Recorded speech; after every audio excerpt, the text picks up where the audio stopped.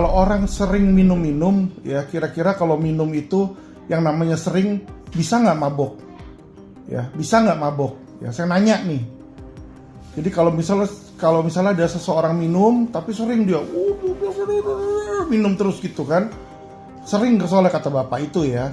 Jadi pemikiran logika saya, kalau orang sering minum itu nggak mungkin nggak pernah mabok, ya kan?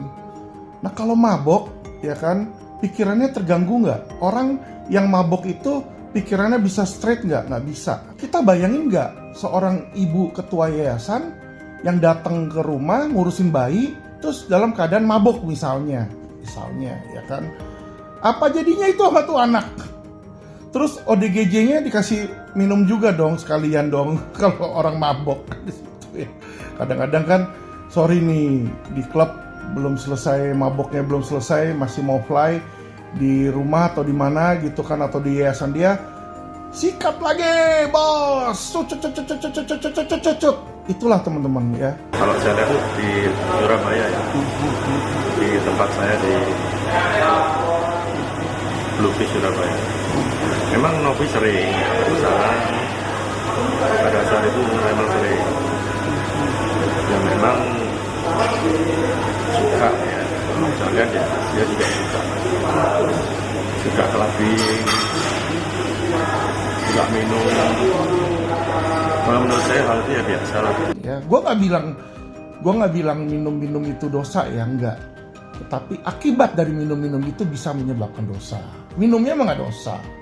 Lu mau minum, lu mau tegak semua, mau botol-botol sama gelas-gelasnya juga kagak dosa, ya kan. Tapi akibatnya ketika lu mabok, ya kan, badan lu jadi nggak bisa lu kontrol, nah itulah lu bisa berbuat dosa, ya.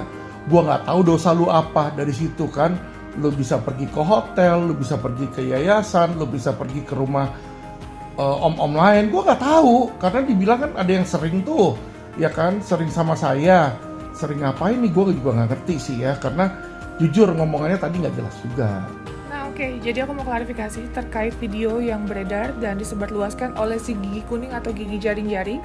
Jadi ada satu video saya bersama Pak Haka di suatu tempat, itu adalah tempatnya beliau. Saya diundang sama beliau karena beliau adalah salah satu donatur yang waktu itu membantu kami dan memberikan support dalam bentuk kaos. Jadi dia punya perusahaan, kaosnya itu ada nama perusahaannya dia, dan kita berikan ke orang-orang yang membutuhkan atau ODGJ yang terlantar di jalan gitu. Nah waktu itu juga kebetulan teman saya ulang tahun, saya diundang juga di tempat itu, makanya kita datang dengan pakaian formal dan rapih ya guys.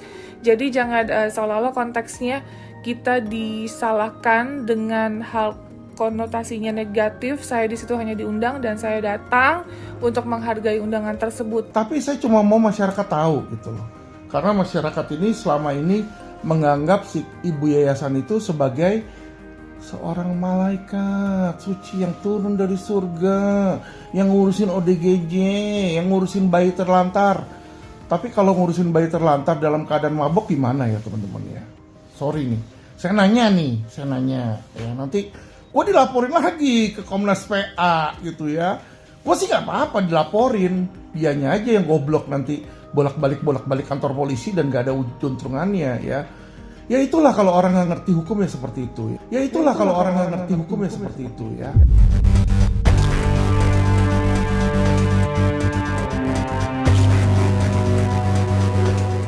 Kisruh serangan personal yang dilancarkan oleh Alvin Lim dengan membagikan video Novi di sebuah klub malam sontak memancing pihak kuasa hukum sang aktivis kemanusiaan untuk buka suara. Apalagi dalam aksinya membagikan video-video tersebut, Alvin Lim tidak pernah sekalipun segan untuk menyelipkan sentilan-sentilan pedas yang diduga mempertanyakan sikap kemanusiaan dari Novi.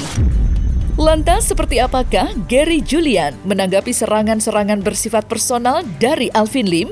Serta mungkinkah pula polemik tersebarnya video tersebut akan berbuntut panjang lantaran adanya dugaan penyebaran data pribadi? Kalau saya lihat ya, itu kan Tete juga masih pakai baju sopan gitu ya.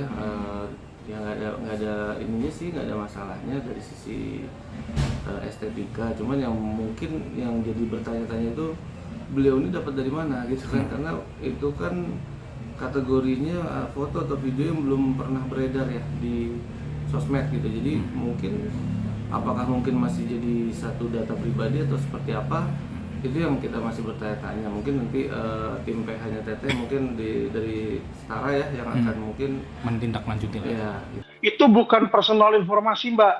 Ya, video yang sudah dia berikan ke orang-orang itu sudah bukan personal information, dan itu sudah tersebar di medsos di situ ya. Sudah banyak tersebar ke orang-orang. Udah banyak sekali orang yang tersebar ke situ, jadi mereka itu sudah mendapatkan ya, itu sudah bukan private. Dan private informasi itu adalah informasi yang private dan sensitif yang dilindungi ya. Kalau foto itu bukan di situ, apalagi orang kayak selebgram yang tiap masukin foto. Ya, yang merupakan data-data personal pribadi itu biasanya data kesehatan, ya, data keuangan, data perpajakan di situ. Nah, itu baru data informasi yang nggak boleh disebarkan. sudahi narasi-narasi seperti itu. Fokuslah sama substansi aja sih kalau menurutku seperti itu. Jadi ini bagian dari pihak sebelah opini untuk menggiring itu tadi ya. Opini menggiring sehingga kemudian muncullah kebencian publik gitu terhadap Teknopi. Walaupun sebenarnya kami sangat menyayangkan ini, tapi ya sudahlah, kalau memang itu keinginan pihak sebelah nggak masalah. Ya sebenarnya video itu juga bukan video yang sesuatu yang amoral ya gitu. Jadi memang pada kesempatan itu Teknopi diundang dalam satu acara yang nggak mungkin juga untuk tidak menghadiri gitu. Nah ya masih normal lah gitu.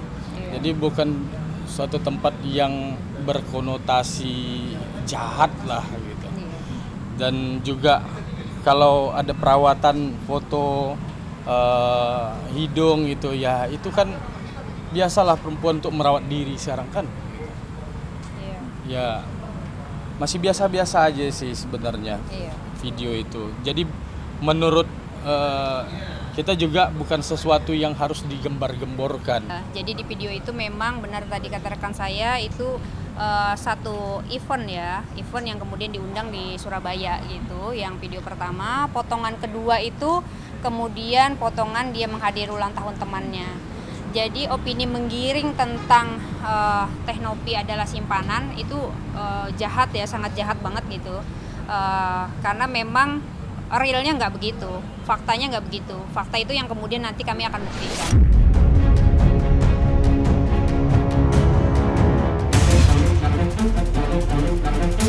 Jadi kalau Agus menerima duit atau enggak gitu ya, sesuai dengan pembinaan Kemensos yang dilakukan ke yayasan, kebetulan saya yang menghadiri gitu kan serangkaian pembinaan itu, baik dari Dinsos level kota kabupaten, Dinsos level provinsi, kemudian Kemensos, kemudian balik lagi ke Dinsos level kota kabupaten. Semuanya saat merujuk pada satu undang-undang, yaitu Undang-Undang PUB ya kan, nomor 9 tahun 1961, pasal 8 ayat 1, junto pasal 8 ayat 3. Yang kalau memang sesuai aturan pengumpulan uang menggunakan rekening pribadi itu merupakan pelanggaran. Ya kan? Jadi sesuai ayat 3-nya, uang hasil pelanggaran itu disita dan disalurkan kepada kesejahteraan sosial yang lain. Nah, hasil pembinaannya adalah sebisa mungkin yayasan mufakat dengan pihak Bank Densu, penyelenggara, pihak donatur, Bang Pablo sebagai yang memang berhak secara sosial ya, tanggung jawab sosial. Dan kemudian pihak Mas Agus gitu kan, bahwa kalau ini mau dibawa ke pemerintahan, ini akan ada aturan yang mengatur seperti tadi, uangnya akan disita dan disalurkan pada yang lain. Nggak dapat sama sekali gitu kan, bahasa kasarnya. Kalau kami dari kuasa donatur, ada polling yang menjadi standar nantinya. Acuan adalah polling ini adalah donatur. Yang mengisi kuesioner itu atau suara donatur itu adalah pilihannya kan ada beberapa ya. Satu, diserahkan kepada Agus, nilainya berapa, baru nanti diserahkan kepada donatur atau diserahkan kepada pihak yang lebih membutuhkan. Tahu nggak teman-teman yang paling banyak mana? Untuk bencana sosial yang lain yang lebih membutuhkan. Karena masyarakat Indonesia itu banyak, bukan hanya si Agus ini, banyak masyarakat Indonesia Sekarang saya tanya teman-teman ya, kalau memang misalnya katakanlah kayak si Agus ini sekarang matanya sudah buta permanen, ada misalnya nanti biaya yang dibutuhkan berapa pengobatannya sesuai dengan yang disampaikan oleh Voling 200 juta atau berapa gitu ya, atau 250 juta. Terus ada kebutuhan yang lain, bencana lain yang harus kita bantu. Kira-kira salah nggak sih sebenarnya kalau kita membantu masyarakat yang lainnya? Gitu loh. Apalagi Kemensos juga bilang kemarin, untuk pengobatannya Agus fokus ya, kita oke pengobatannya fokus. Tapi untuk melihat lagi kan mungkin nggak bisa. Ya kan? Tapi ke pengobatannya oke, kita sisihkan nanti 250 juta atau berapa. Nah, kalau ada lagi masyarakat yang lain sebagai keluarga kita di Indonesia ini yang mengalami musibah juga, kita bantu karena ada itu. Apakah itu salah? Ini sosial. Sosial bukan hanya untuk satu orang. Itu salah satu bagian dari rencana tindakan yayasan memang gitu kan. Memang kita udah mengirimkan utusan khusus maupun relawan untuk meninjau lokasi camp pengungsian akibat gunung meletus di Lewotobi, NTT. Pada saat persidangan nanti tanggal 8 Januari, kalian harus menunjukkan surat kuasa dari 500 orang itu. Saya pengen lihat muka kalian hadirlah di pengadilan. Yang mana si orang ini? Kalian sudah diumumkan bahwa silakan ambil uang kalian di kantor Alvin Lim. Kalian tidak ambil. Malah kalian mempersulit, memperibet dengan gugatan-gugatan dan laporan pidana. Ya. Penjahat aja nggak gitu-gitu hangat, tapi kalian sangat jahat. Uang sudah disiapkan, walaupun uang kalian ada di kantong kasnya Novi dan yayasannya. Uang sudah kami siapkan untuk kalian ambil, kalian tidak ambil. Kalian gugat, kalian permalukan Agus. Agus ini orang buta loh, orang yang butuh pertolongan, pengobatan. Bukan butuh gugatan, bukan butuh laporan pidana. Dia tidak mencuri. Uang masuk ke rekening dia, bukan uang dari yayasan, tapi uang langsung yang kalian kirim ke rekening dia. Tidak ada perjanjian kerjasama antar yayasan, tidak ada pembelajaran sosialisasi tentang undang-undang yayasan, tentang peraturan menteri sosial, tidak ada. Yang ada adalah bantu Agus secara sukarela. Yang mana? Jadi kalau mereka mau berunding sama yayasan, dari sisi yayasan kita tetap komitmen sedari awal bahwa kan kita udah pernah suratin Mas Agus bahwa untuk polemik donasi ini kalau ingin pengobatan silakan jalankan.